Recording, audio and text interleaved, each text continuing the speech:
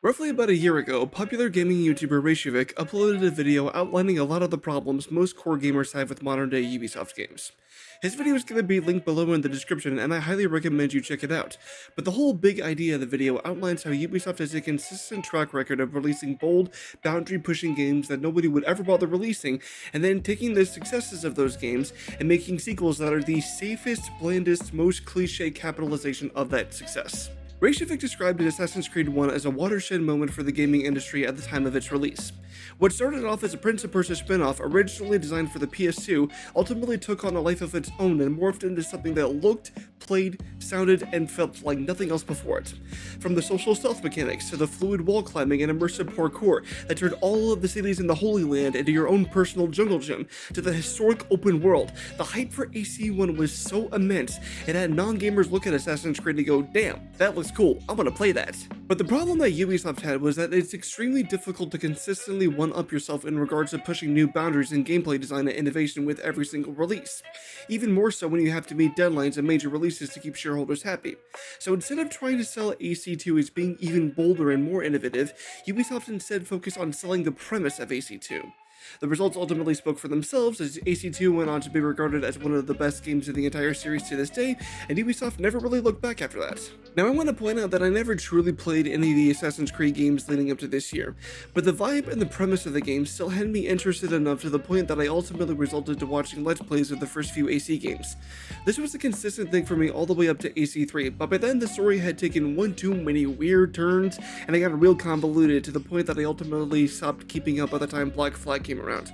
But all the hype and all the discourse that was surrounding Shadows ultimately compelled me to jump into Assassin's Creed for the first time. Unfortunately, in my experience, this game had so much potential, but that potential never really got the chance to be realized, and I left the whole experience being mainly disappointed in multiple different ways. So based on some of the reviews I've heard on past Assassin's Creed games, particularly Odyssey and Valhalla, one of the common criticisms is that the series has slipped away from its initial roots, with less of a focus on sneaking around and assassinations, and more of an emphasis on full-out open combat. While Shadows does offer some changes to the formula in response to said criticisms, I'm not really sure it's enough to make the game stand out in any meaningful way. If you played any mainline Ubisoft game over the past few years, you're already going to be familiar with the flow and general operations of how Shadows plays. Ubisoft continues to operate in the mindset of designing an absurdly large map with a bunch of level-gated regions, and then filling those regions out with a bunch of things to do, with a particular focus on quantity over quality. For what it's worth, I will say this is a very pretty and very technically polished game. AC games have never really been that much of a slouch when it comes to visual fidelity, but my overall experience with the game was pretty much entirely bug-free, and I was able to do a full playthrough on the high graphics preset at 1080p and at close to 60 FPS for almost the entire experience. Admittedly, my rig falls more into the enthusiast tier of builds. It isn't necessarily top of the line, but considering the current state of PC gaming, that's not saying much.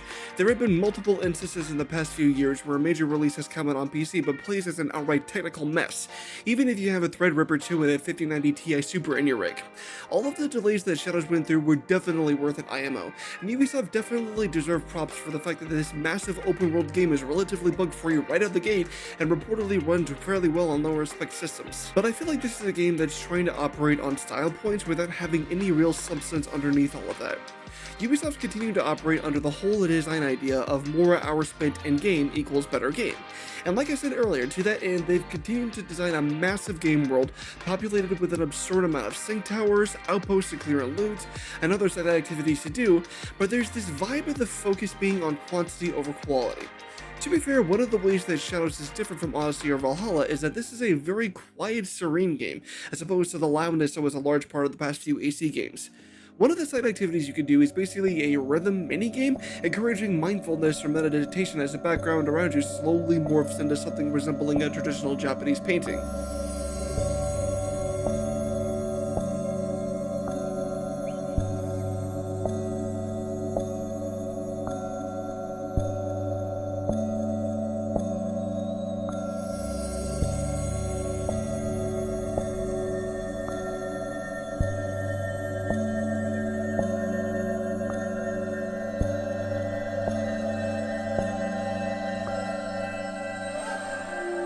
I am resilient, a bending branch in the rain.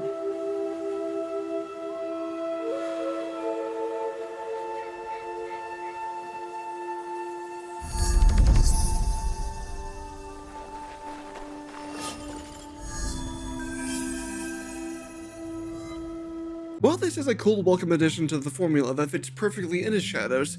As for the other side activities, there's this sense of tedium that plays out with them, where you have to find a certain number of lost pages from some book, or praying at a certain number of shrines.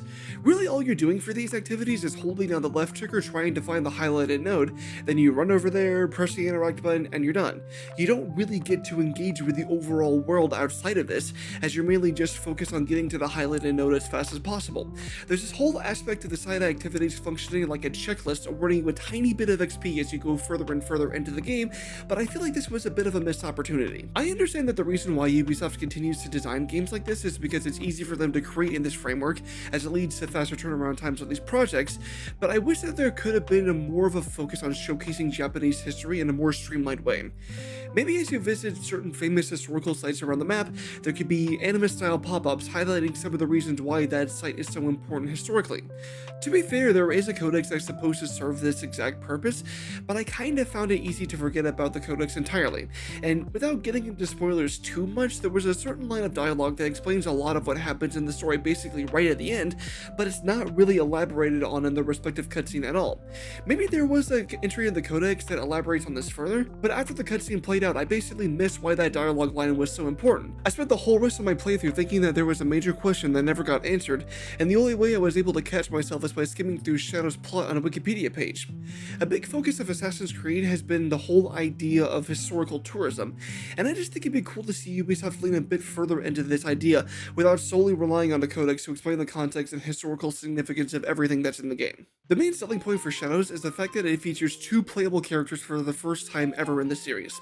There's the samurai turned Ronin Yasuke and the stealthy shinobi Naoe.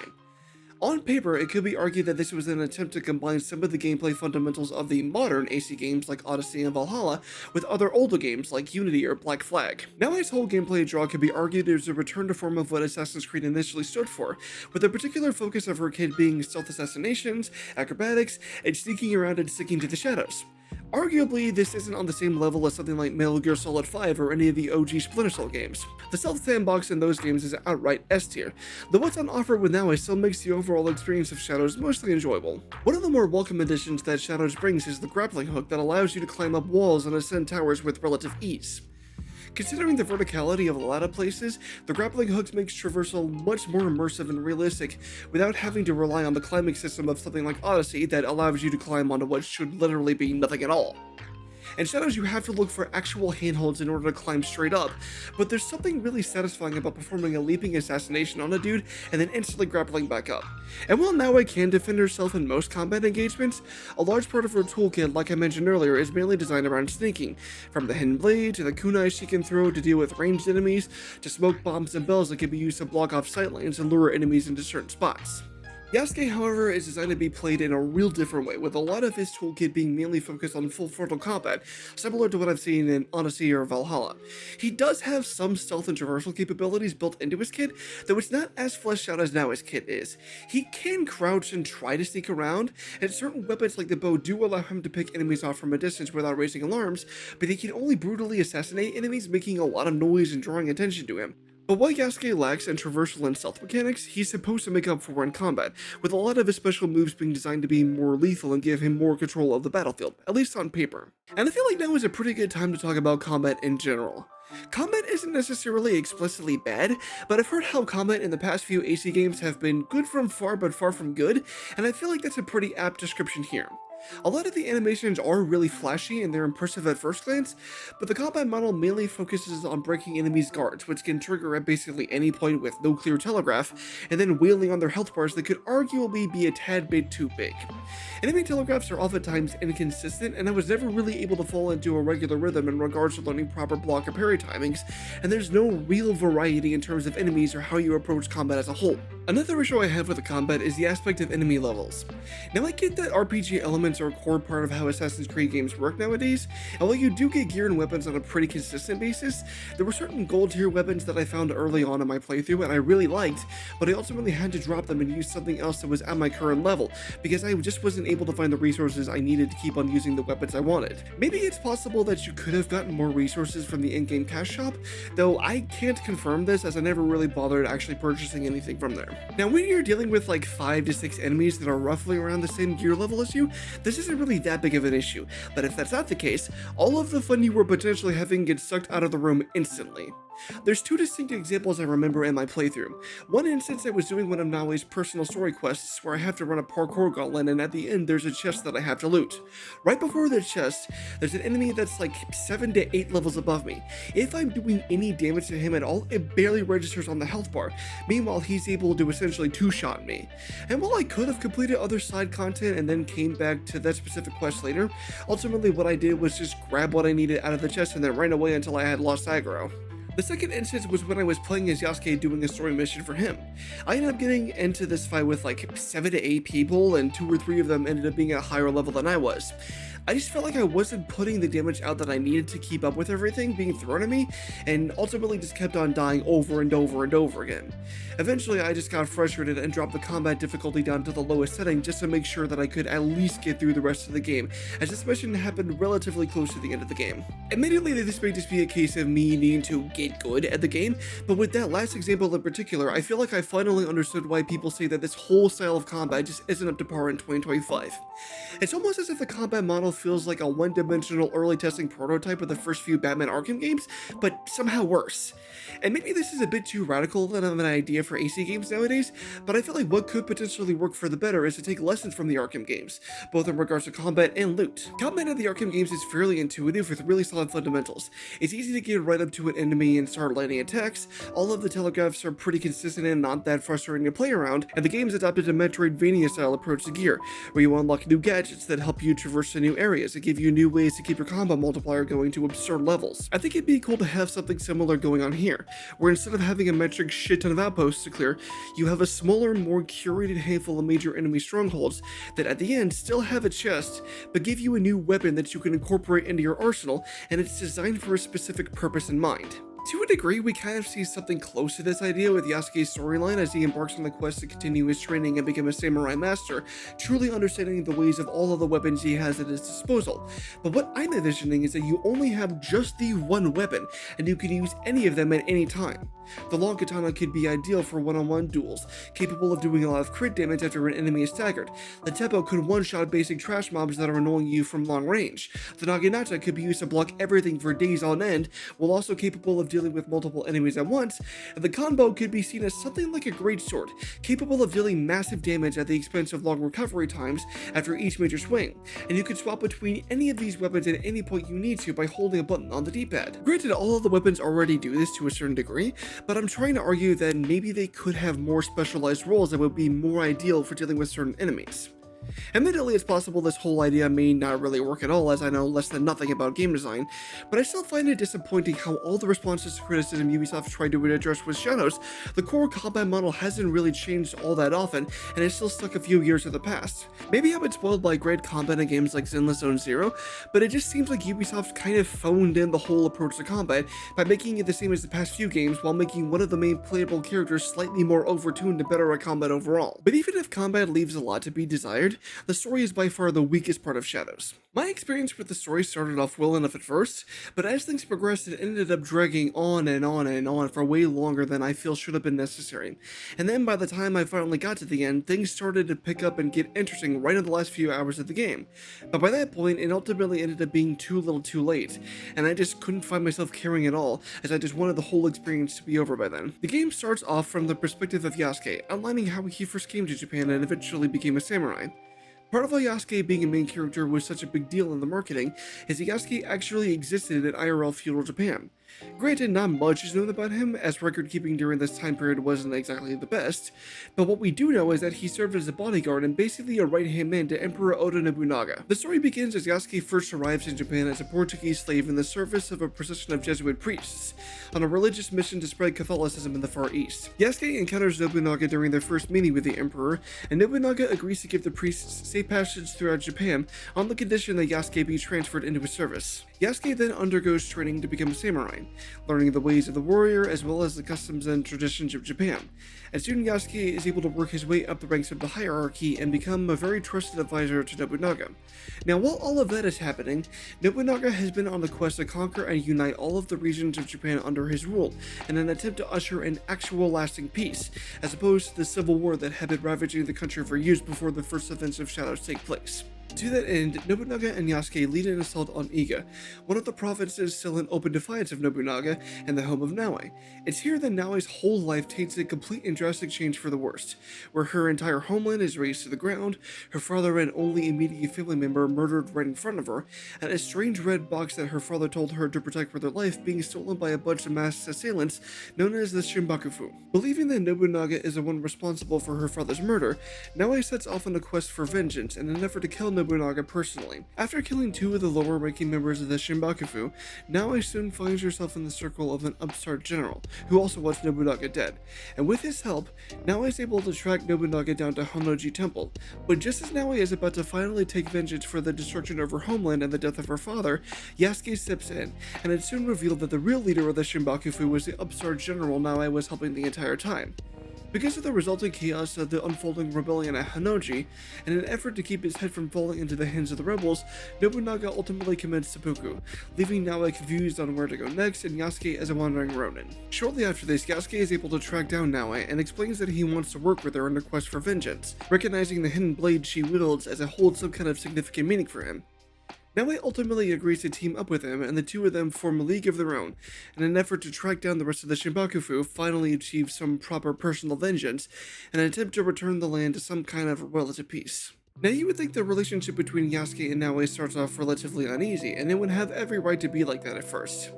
Yasuke is largely responsible for Naoe's whole way of life being uprooted in basically one single night, and Naoe's actions at Honnoji were a large part of the reason why the rebellion against Nobunaga played out the way it did.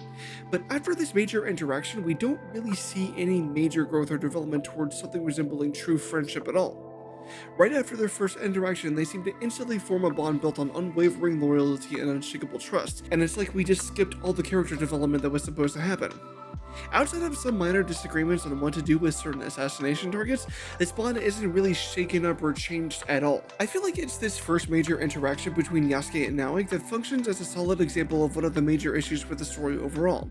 Things do happen in the story and the plot does move forward, but a lot of the narrative beats aren't really given the time they need to properly play out and develop how you hope they would. In Skillup's review for Valhalla, he mentions that towards the back half of the game, somewhere around the 65-hour mark, that there's basically a 1.5-hour cutscene that plays out and resolves a major storyline that got left on hold. Maybe it's possible that Ubisoft wanted to respond to this specific criticism. Maybe there were other people complaining that this cutscene was way too long or something. Maybe people just aren't really used to having Metal Gear Solid 4 style cutscenes happen in games nowadays, I don't know.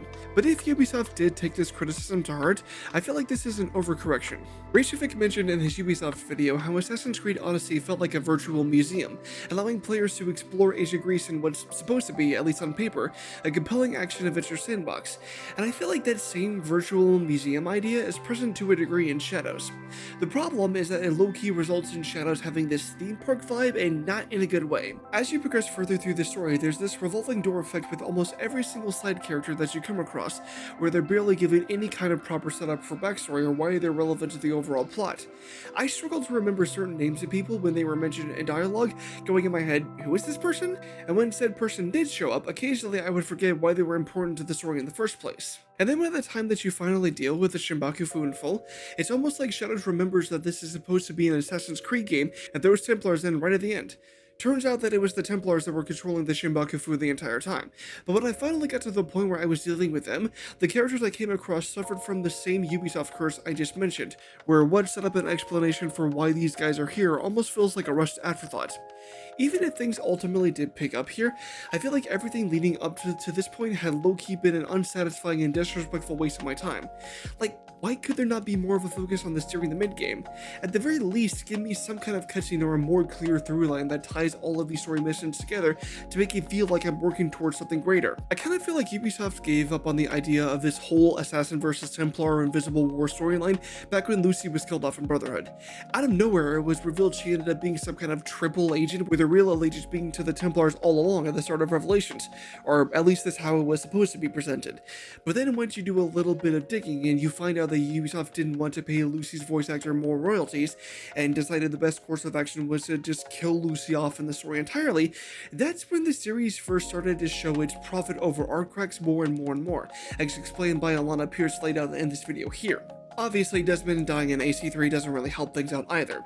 I feel the story had well and truly gone off the rails at that point, and I think I remember being low-key surprised at the time of Black Flag's release how the series was still going, as well as how much of a bonkers and fucking yonkers ending AC3 had. But bringing it back to Shadows, it still sucks to see this whole story of a secret war between the Assassins and Templars, duking it out over humanity's free will, being reduced to almost a side story or an afterthought placed right smack dab at the end. But even with how much of a letdown the story was, that's not what really bothers me the most about this game. In the words of the one true GOAT, Kendrick Lamar, "It was up though. I hated bitches hating on a bitch and they both hoes. If you would come up with no chili, would you come foe?"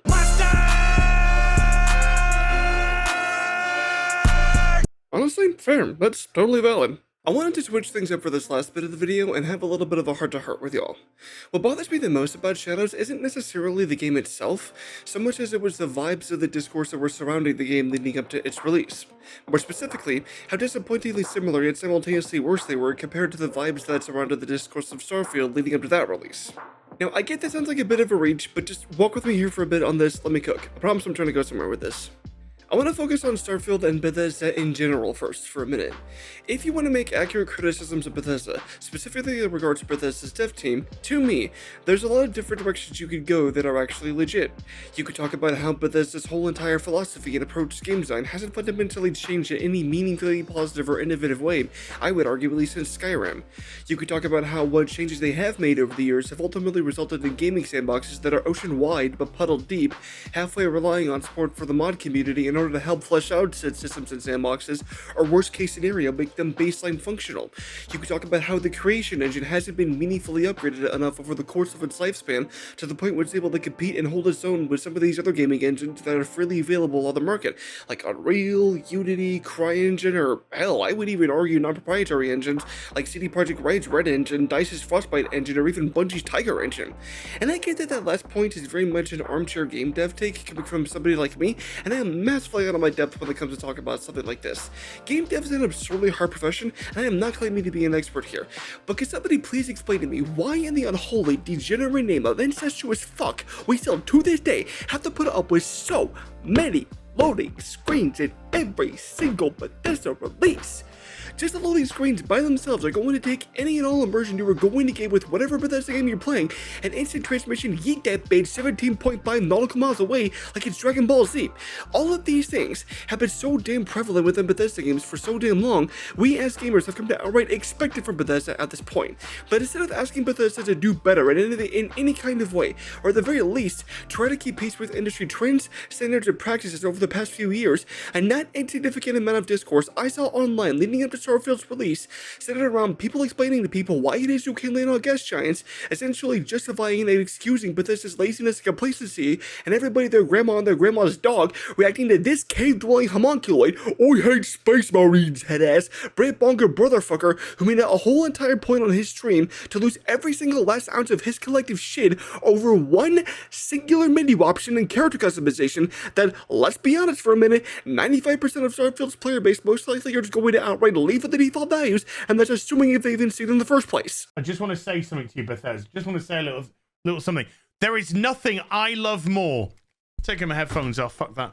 Bethesda, there is nothing I love more than to sit down, comfy chair, turn on my PC, fire up a brand new RPG, lose myself, think, oh my god, just think of this world, just think of all the planets I can visit, all the immersive things that I can get involved with, all the fights, all the relationships, all the people I meet, all the places I go.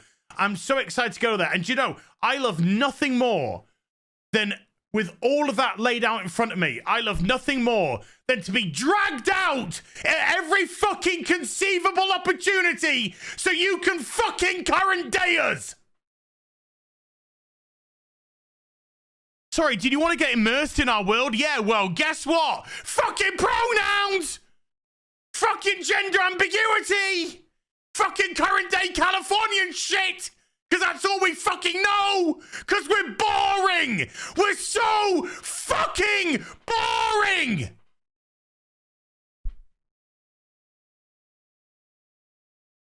We can't see past our own fucking reflection.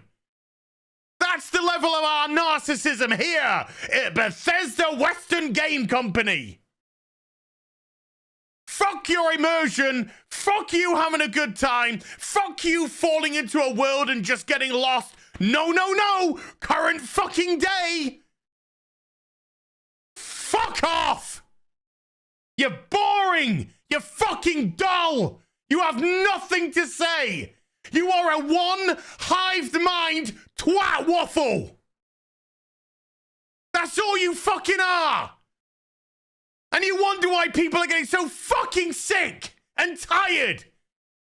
You take everything we love, all our immersions, all our fantasies, all our escapism, and you just can't help shovel your dog shit, fucking crap ideology into everything, every single solitary fucking thing. Jesus H. Christ, man, I almost forgot how painful this guy was. To say that bro was overreacting and hyperfixating on a whole lot of nothing, as far as I'm concerned, is way too generous. In my mind, it's even less than nothing. But these same kinds of way too terminally online, anti-woke, incel losers ended up crawling out of whatever dumpsters they typically disgrace their presence with, and started squawking like rabid fucking Herbies at Ubisoft whenever the reveal trailer for Shadows finally dropped, getting mad at Ubisoft wholly and solely over the fact that one of the main characters in Shadows just so happened to be a black samurai. Now, if by some chance you ended up missing this whole shitstorm when it first went down, or if you memory hold everything that happened, the primary criticism that we saw from these chuds whenever the reveal trailer first dropped, or at least the one that had the most staying power, was the fact that we don't know with 100% certainty if Yasuke was an actual samurai. Therefore, calling him a samurai in Shadows is historically inaccurate. And I want to unpack that thought for a bit. Put simply, historical accuracy isn't the point of Assassin's Creed. It never has been. Now, I'm sure you could find some noteworthy exceptions to this rule if you dig deep enough, but it's important to keep in mind that Assassin's Creed is still supposed to be a work of historical fiction, and the fiction word is key here. What Assassin's Creed has always been about from the word go is taking certain places, characters, and events in history and remixing them, allowing Ubisoft to put their own creative spin on things. This is a game that the Assassin's Creed fanbase has been practically begging Ubisoft to make, I believe, since AC3, and as an outsider looking into the fandom, I definitely see the appeal. Take the fact that the game is officially out now off the table for a second, and let's go back in time a couple months before the official release of the game. I would invite you to consider the following hypothetical. A secret invisible war between assassins and Templars set in the era of feudal Japan. Just off of that singular premise alone, Ubisoft has the potential to move millions upon millions of copies. How within the first few weeks of the game's release alone, Shadows was able to move over 3 million units. And even if everything they put in the game didn't land how it needed to with a wider commercial and critical audience, they still had the potential to be regarded as one of the better Assassin's Creed games, right up there with Black Flag, Unity, and maybe even AC2, just off of the premise alone. But the overall problem that I have with Shadows is that this is a game that's coming several years too late as a current-day Ubisoft game. And when I say current-day Ubisoft, I'm specifically referring to two distinct aspects. One of those aspects being Ubisoft's recent trends and practices over the past few years in regards to monetization of their games.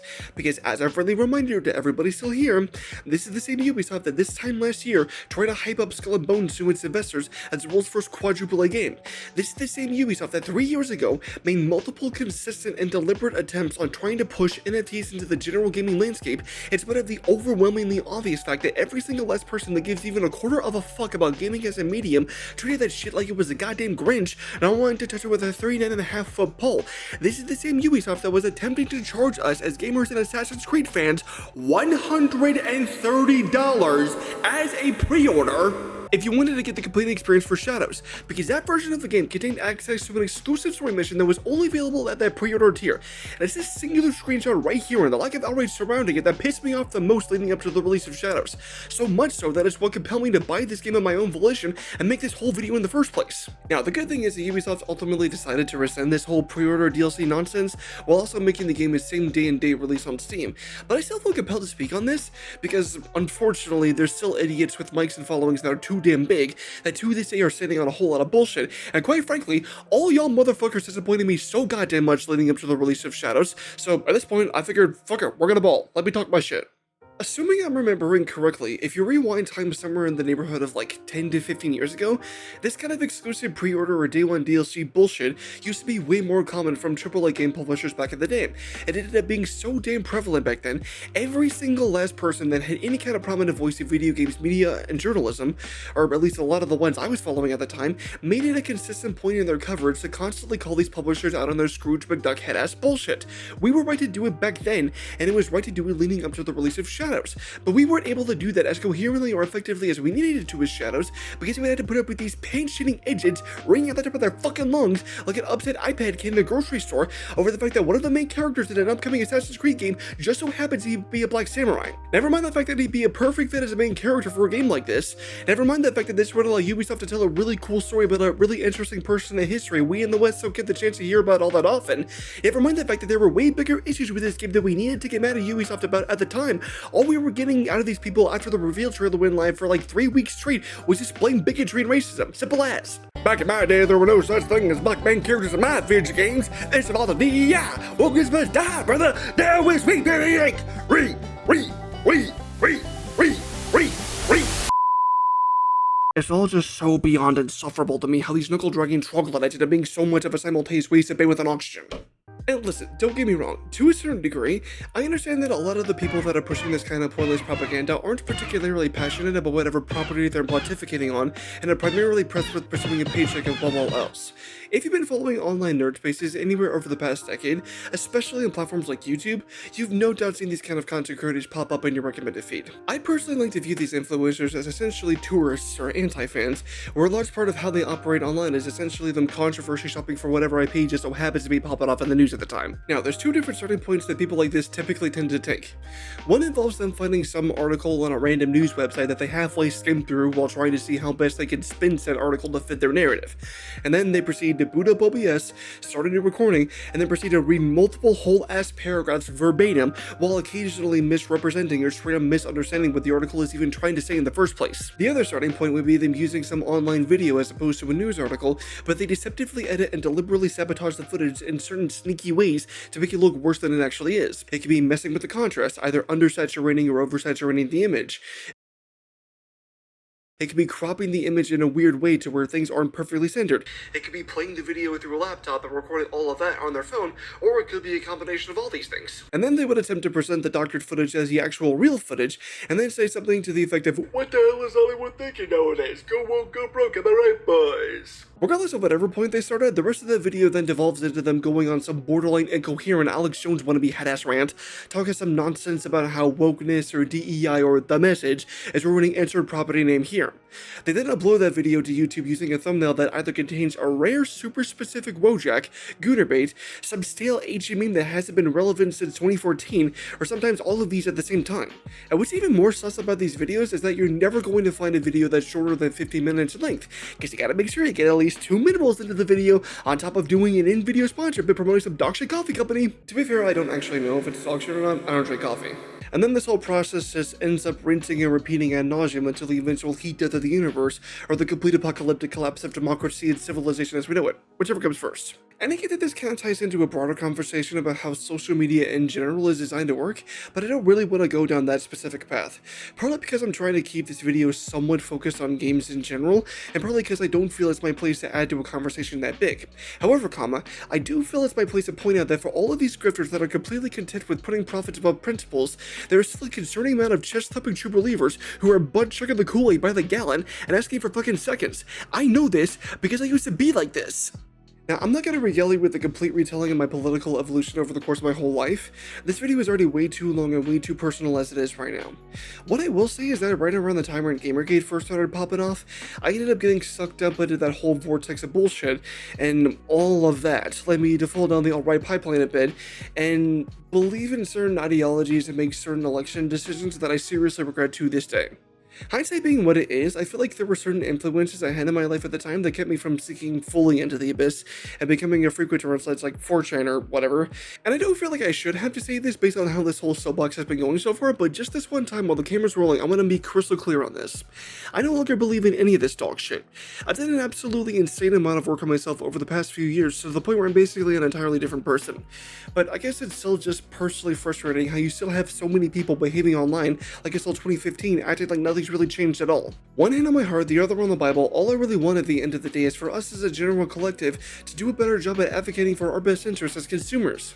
And I am willing to concede that I'm most likely smoking on the purest military grade copium just by manifesting an outright pipe dream of an ask like that, especially considering how polarized everything is nowadays, but I still want to believe that something like this is possible because I personally bore witness to a perfect example of this happening not that long ago. Let's rewind the clock a bit and go back to the whole NFT nonsense and crypto craze the general public was caught up in 3 years ago. The only people who were seriously advocating for that kind of bullshit with their whole ass chests, trying to pass it off as the next best thing since Bluetooth, were the ones that were already too far gone in the cult of crypto. Outside of those wannabe scammers, everybody else off the fucking rip intrinsically understood how stupid and backwards of an idea would be to implement this kind of technology into everything, particularly when it came to gaming. I knew a large focus that the media had back then was with NFTs in general, but the real indicate that these crypto evangelists had, as I understand it, was the mass implementation of blockchain code into every single aspect of technology possible. Folding Ideas made multiple videos on this topic alone, and the one thing he reiterates on in those videos is that these people wanted every single last thing to exist on the blockchain, from housing deeds to medical records. It would not surprise me in the least if you would have some of these crypto bros trying to say the blockchain could be used as source code for a game, but you don't need to do that much research into blockchain or coding in general to understand how inherently bad of an idea this is. Once again, I am not a game dev and I know next to nothing about coding, but as I understand things from the dev side of the equation, part of this comes down to how bulky and inflexible blockchain code inherently is, where if you're trying to change one single variable in one tiny if statement, best case scenario is going to take you an absolute minimum of 20 business years to be able to recompile all your code into something that's actually usable. And personally, I never really bought into the initial sales pitch of NFTs being some brand new revolutionary technology that would fundamentally change everything for the better. Take all the incoherent technobabble and meaningless buzzwords out of the conversation for a second, and let's just get down to brass tacks. What NFTs are at their core are unique, tradable, digital items that can have some kind of monetary value attached to them. Maybe in other tech sectors this actually would be something new, but in the context of gaming, Valve already came up with a similar system when they first rolled out the hat economy in Team Fortress 2 over 20 years ago. And sticking with Valve as an example, the whole idea of play to earn gaming, which is how a lot of these NFT bros try to sell their idea to the general gaming masses, opens up a new night terror inducing can of worms in regards to the issue of games preservation, at least to me. I know that something like this is never actually going to happen, but just as a thought experiment, imagine for a minute what it would be like if tomorrow Valve just Thanos the entirety of Counter-Strike. The backend servers don't work, all of the maps are just gone, and this is the key here, all of the skins that you have in your collection just got ethered into the void. That case hardened karambit you ended up winning off of some skin gambling website 2.5 years ago ain't no exist anymore, and there's nothing you or Valve could do to get it back. The riots that would consume the entirety of Bellevue, Washington would last for weeks on end without ceasing, and the damage that would result in the wake of said riots would be so fucking apocalyptic in nature, it would be enough to physically manifest corn. But separate... What? No, not that one, the other one. Come on, get your shit together, man, you're embarrassing me here. First to the slaughter, victory brings immortality. Blood for the blood god, skulls for the skull throne. Burn the body, sear the soul. Corn will always have blood, yours or theirs. There we go, thank you, that's better. Sorry about that, y'all, I'm not entirely sure how that happened. But on the consumer side of the equation, I want to believe that everybody that actually cares about games as an art form understood how much of a dystopian night terror the general gaming landscape would turn into if the idea of play to earn somehow caught on. Let me be crystal clear on this. If we saw more mainstream adoption of the play-to-earn philosophy, the entire gaming industry landscape would fundamentally change for the absolute worst, where you would no longer be playing games as a means of getting immersed into a fantastical world dreamed up by a whole team of artists who on an individual level have more talent and creativity in their left pinky fingernail than I do in my whole entire body. You would no longer be playing games as a means of connecting and catching up with potential friends who could be on the far side of the country or the far side of the world. You would no longer be playing games as as a means of just shutting your brain off for a certain amount of time and forgetting all the bullshit you have going on in your life and at your 9-to-5 job you most likely hate.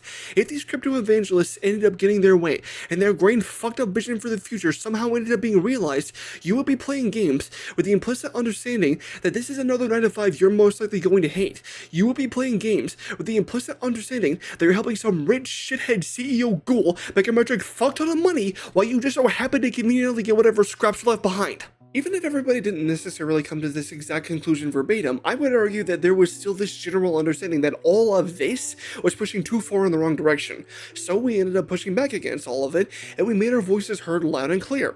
And even if there were some publishers like Ubisoft and Square Enix that basically refused to get the message and insisted on having their heads buried so deep in the sand, they were only capable of hearing themselves and whoever else was on their level, if I'm remembering correctly, every other publisher that announced that they were looking into this blockchain bullshit after facing a week's worth of public pressure and backlash, they ended up backpedaling so damn hard they gave themselves the worst whiplash imaginable.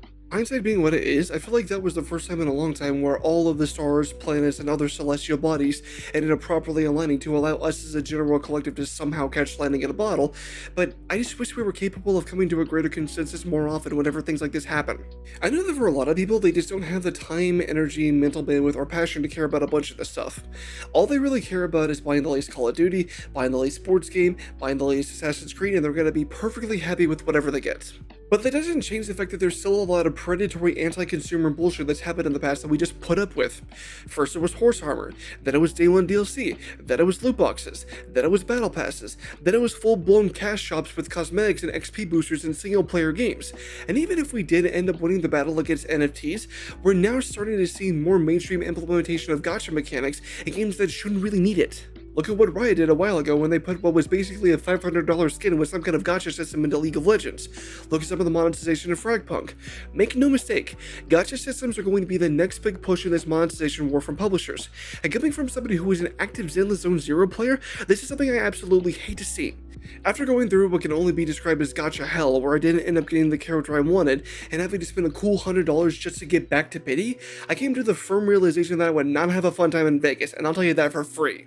The absolute last thing I want to see happen is more virtual casinos make their way into the mainstream gaming landscape, as that's only going to diminish and cheapen the art form that gaming can be. I know that a large part of this whole sermon has been primarily focused on something that Ubisoft ended up rescinding when Shadows finally released, as well as making Shadows the same day and date release on Steam, but the reason why this ended up getting dropped wasn't due to public pressure and backlash, it was because Ubisoft was desperate and backed into a corner.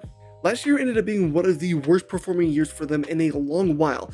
The only major release that Ubisoft put out in 2024 was Skull and Bones after being stuck in over a decade in development hell, and when it finally released, it ended up hobbling out the gate with both of its legs missing, being shackled to the ground by a bunch of the worst live service bullshit. XDefiant ended up being talked about as this next big thing that's actually going to be able to kill Call of Duty, and their servers ended up getting shut down in the last few months of 2024.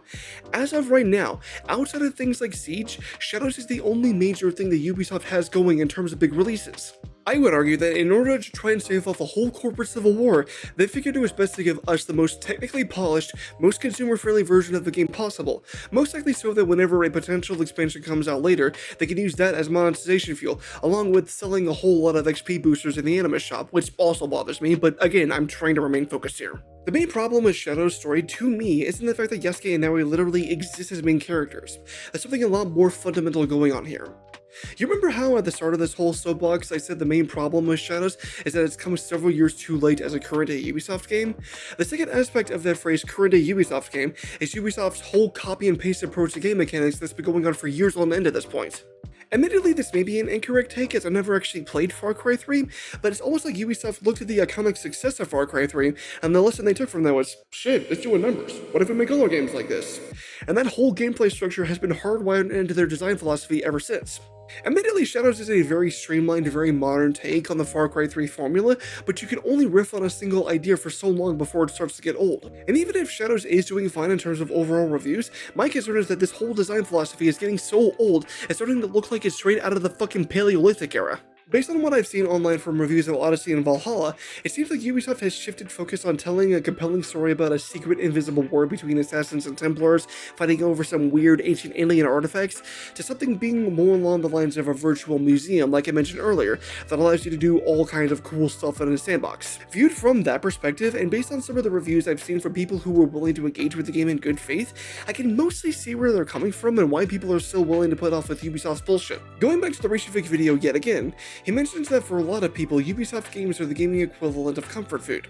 As long as the core premise is solid enough, people are willing to put up with whatever Ubisoft throws their way and they'll be just fine. And I will admit that there is a somewhat appealing vibe that Shadows has, where you're constantly clearing outposts and ticking off the checklist while you're hanging out in a VC, or you have a podcast going on your side monitor. I can see the vision for why people would enjoy that, but for me, I just can't help but be disappointed by all of the potential that this game had, but is never going to be properly realized, because Ubisoft isn't really interested in making games for the sake of art. All they give a fuck about at the end of the day is make line go up by any means necessary. It's really just so frustrating and disheartening how instead of focusing on things that actually matter, almost all of the discourse got drowned out by something that doesn't really mean that much in the grand scheme of things. I would hope that after everything that happened with Shadows, it could serve as an indication that maybe it's not really worth getting your takes on games from people like this anymore. At least to me, it's plainly obvious that they don't really care about asking questions for the sake of getting answers and reaching conclusions. All they care about at the end of the day is just spreading hate and manufactured outrage and collecting a check. Or maybe that ask is just gonna land on deaf ears and this whole last bit of the video is just me screaming into the void hoping for some kind of a response back. Though I will confess that the more I do stuff like this, where I lay out my thoughts in some kind of hopefully coherent way, it's helped me overcome a personal fear I've had for a long time about me just not really being that good at communication in general.